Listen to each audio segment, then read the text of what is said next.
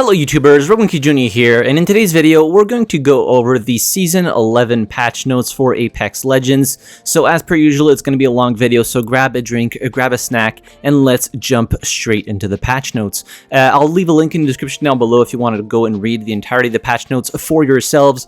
But without further ado, let's jump straight into this. So obviously, new legend Ashe, a new legend with a familiar face. Ashe has overseen the arenas from the shadows and held a tight grip on Pathfinder's heart, a simulacrum made from the woman who once was Dr. Ashley Reed. Ashe is determined to eliminate every trace of weakness that held her back as a human, detecting death wherever she goes, spearing enemies with electric snares that lock them into place, tearing through space to take more lives. It would be easy to think that there was nothing human left within that cold steel. So I already made a video about Ashe, but we're just going to go over her abilities real quick. So passive, marked for death. Ashe's map shows the location of recent death boxes. She gets a special prompt on a death box. Use it to mark surviving attackers once per box. Her tactical is called Arc Snare. Throw a spinning snare that damages and tethers the first enemy that gets too close. And her ultimate is called Phase Breach. Tear open a one-way portal to a targeted location. This portal stays open for a short time, during which anyone can use it. Next, let's talk about the new map Stormpoint. So this beautiful oasis was once an energy colony for the IMC, and the ruins remain. Many have tried to make a home here, all have failed.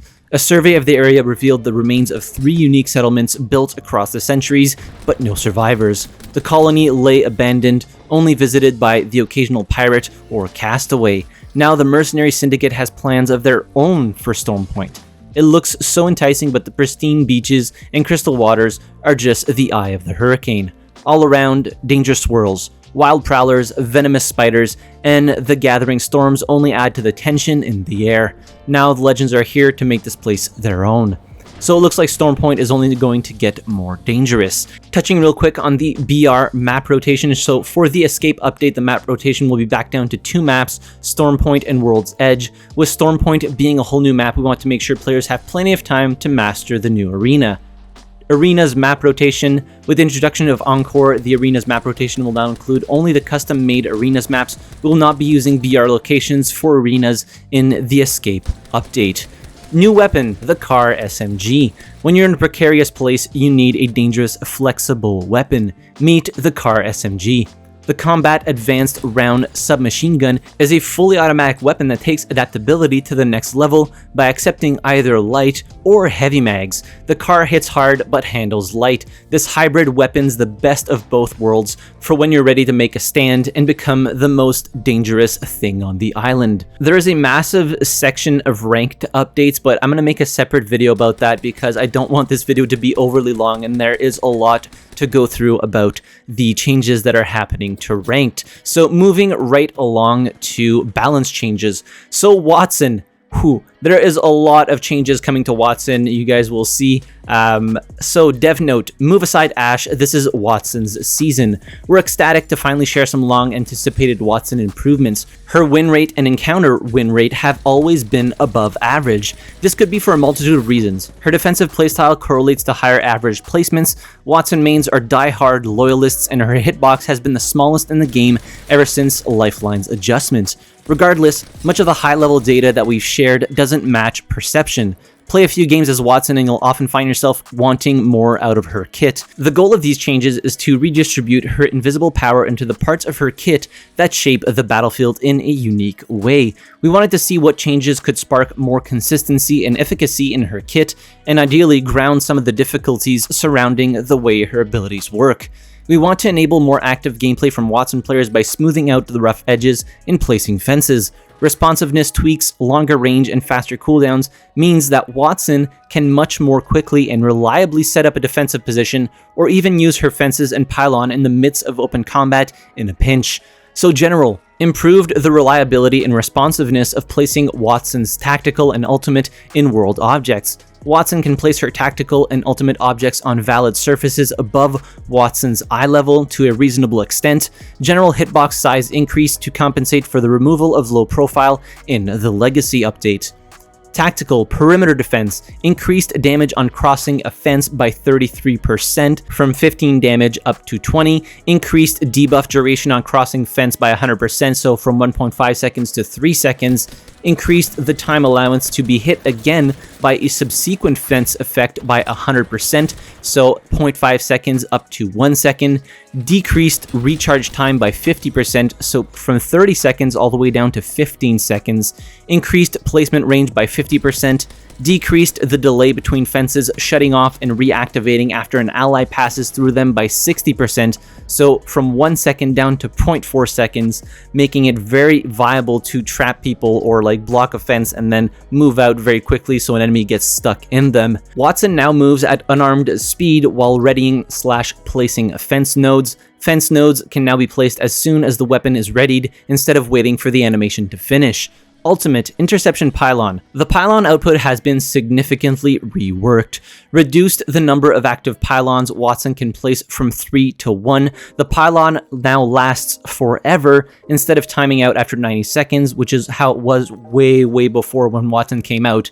The pylon now has a pool of 250 shields that can be distributed to nearby players instead of effectively infinite shields, increased the pylon shield recharge rate by 150%, and smooth regen rate. So it was 2 shields per second, now it's 5 shield per second, or more accurately, 1 shield every 0.5 seconds is now 1 shield every 0.2 seconds. When a pylon is out of shields, it no longer recharges players' shields, but can still zap incoming ordnance.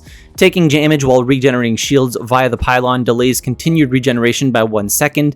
The UI on the ground and HUD elements now displays the amount of shields that remain in the pylon. Pinging a friendly pylon would now display the percentage of shields remaining in the pylon.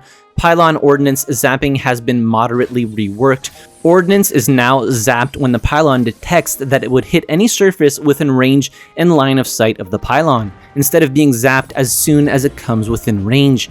As a part of the changes, current issues where the pylon doesn't reliably zap ordnance, particularly concerning airstrike abilities and ordnance that bounced off surfaces near the pylon, should now be addressed.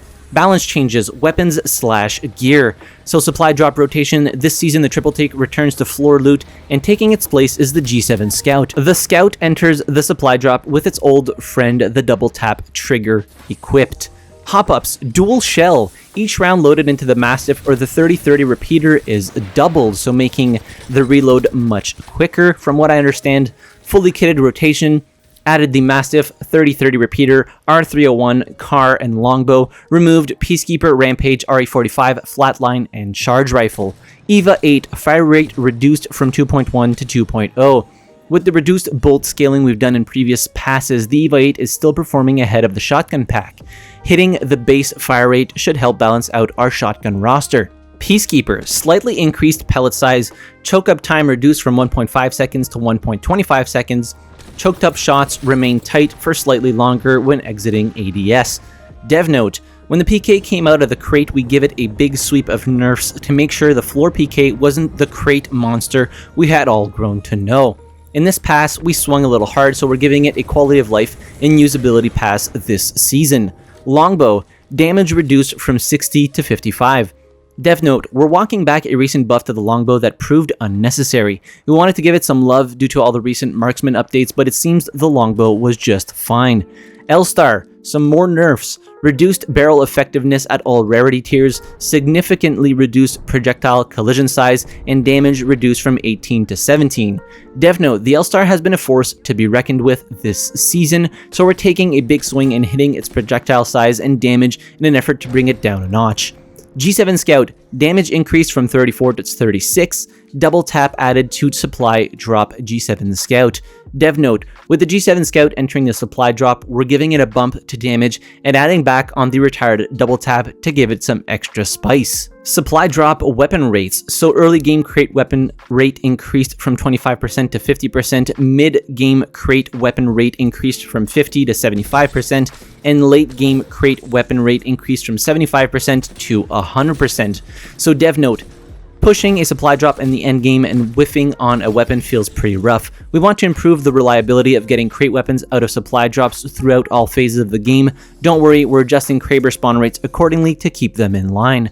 Hot Zone Gold Loot Rates. Increased amount of gold loot that spawns in hot zones. Dev note, hot zones can sometimes feel a bit lackluster, so we're injecting more high tier loot into these dynamic zones to make them more enticing drop spots. They also changed the crafting, so increased ammo crafting from the crafting stations. So light ammo, you now make 60, heavy ammo 60, energy ammo 60, shotgun ammo you make 24, arrows you make 48, and sniper you make 36 ammo.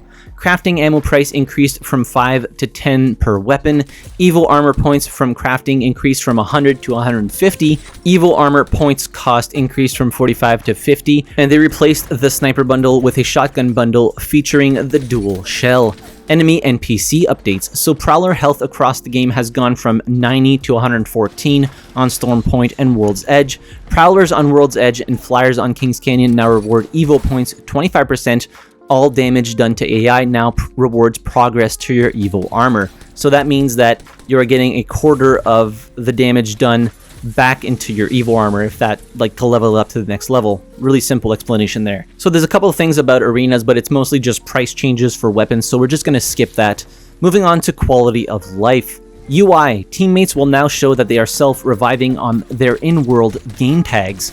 Added VO for players to communicate they are out of ammo, updated the arena map rotation images to show up to 5 maps, and updated social awareness badges to unlock as default for all accounts. And last but certainly not least, bug fixes. Now I don't think there is particularly any bug fixes worth mentioning in the video, but again, if you want to go read through them, there's a link in the description down below for the full patch notes. But that'll be it for today's video. Keep your eyes peeled for a video talking about the ranked updates, because there are pretty substantial changes coming to ranked in Season 11 of Apex Legends. Let me know what you think about all the changes that they're bringing to the table, the Wattson rework.